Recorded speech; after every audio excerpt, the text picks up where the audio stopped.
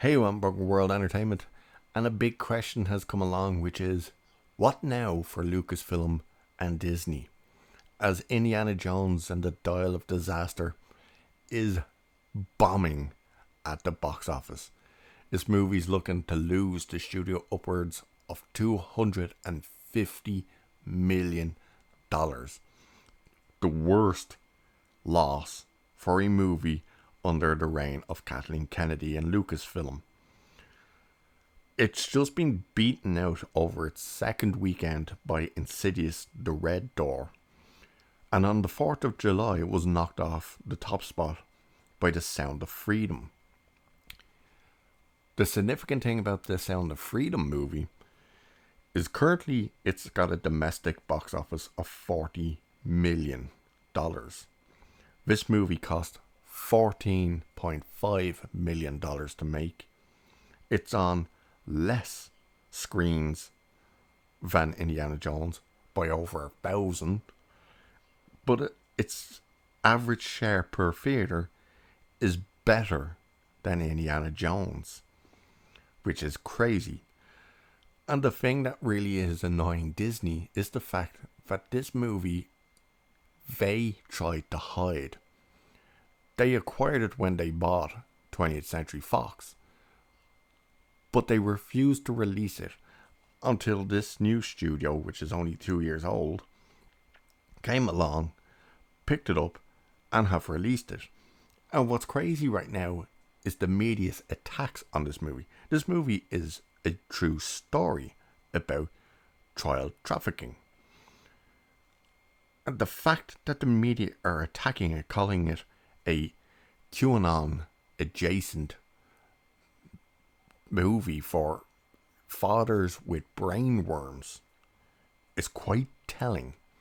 Rolling Stones magazine put that type of article out, headline calling it a QAnon adjacent movie. This is the same magazine, the same outlet that defended Cuties and put the Boston bomber on the cover looking like a rock star. But a movie that really is telling you about fate and the struggles of what's happening in the world. Again, this movie's a true story. They are calling a far right wet dream, basically. Quite telling. And then Insidious, The Red Door, which is like the, I don't know, 7th Insidious movie, comes out and just completely dethrones Indiana Jones with ease. And currently, that movie only cost in around 10 million to make, and it's already at 64 million worldwide, earning 32.6 million at the domestic box office and 31.4 million at the international box office. And compare that with Indiana Jones on its second weekend. That's right, its second weekend. It now stands domestically at 121.2 million. Internationally, 126.7 million, for a grand total of 247.9 million. This movie that cost 300 million to make, adding on another 150 million for production. And this thing is now going to be crucified at the box office. It had a 56% drop from weekend to weekend, a 68% drop from Friday to Friday. Released today in many countries, particularly in Europe, is Mission Impossible Dead Reckoning.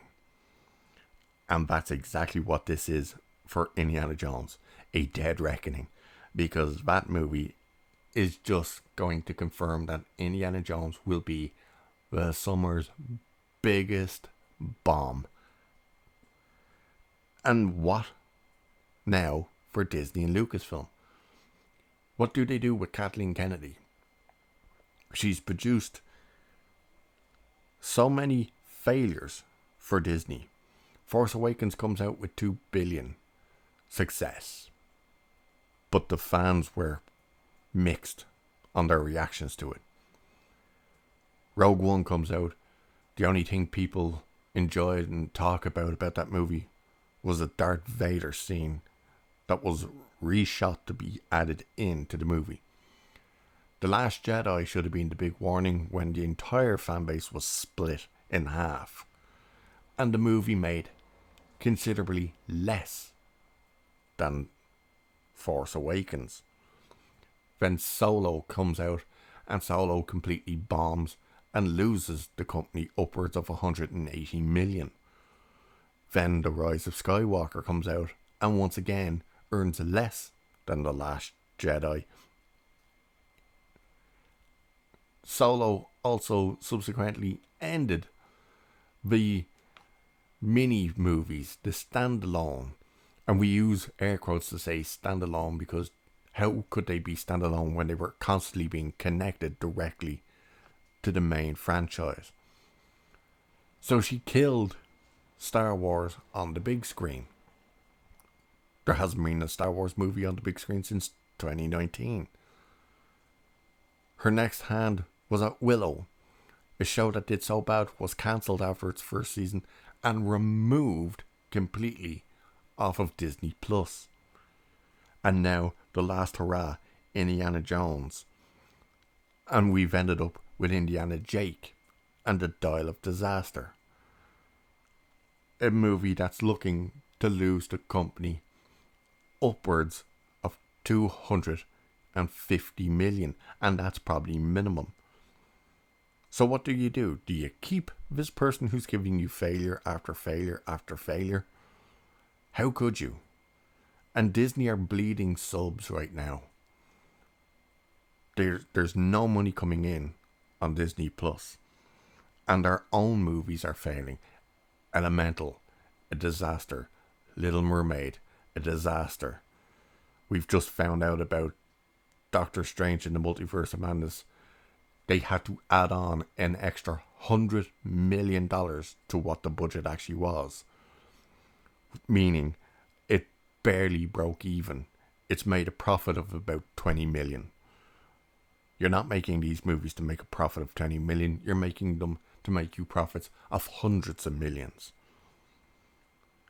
So, Dial of Destiny is an absolute disaster and is costing the company money. And again, the question has to be asked, what now for Disney and Lucasfilm? Time will tell, I suppose. We'll have to wait and see. But as everyone's been pointing out, they will always be the last to the party. And with that, I'll leave it there for this one. So cheers. I'll catch you in the next one.